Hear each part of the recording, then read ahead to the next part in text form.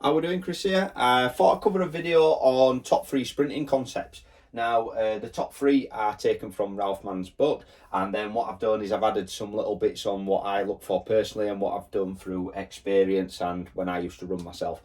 Now, the first concept is frontside mechanics and looking at effective frontside mechanics. So when we're analysing athletes or when we're wanting to improve athletes, this is one of the main concepts that we look at improving first. Now, I then split this further into 3 areas, so looking at the ankle, knee and hip. Now, from the ankle, what I'm looking for is can the athlete get into dorsiflexion, so pulling the toes up?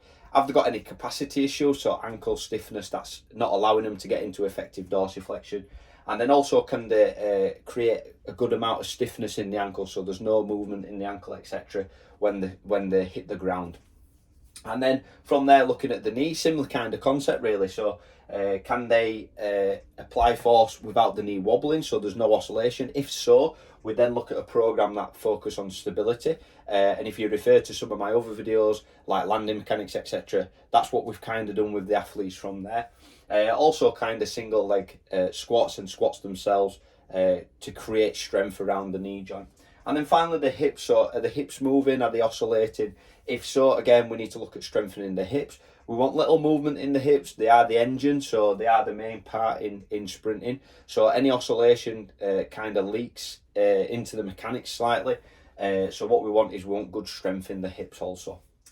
And then from there, we're looking at a short ground contact time. So sprinting is all about force application. Now, in order to apply force, we need to be stiff ultimately. And in order to apply force effectively, we're looking for a punching action into the floor. Now, I see a lot of athletes with kind of the B-skip action, kind of doing that pouring action.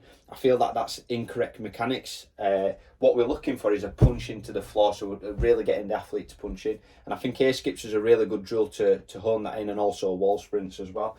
But with a coaching point on punching the floor and getting the athlete to really drive that foot into the floor. And then we're looking at leg turnover. So if we effectively apply force into the floor, the knee naturally then comes up into a nice high knee lift, ready for us to apply the next kind of phase of force.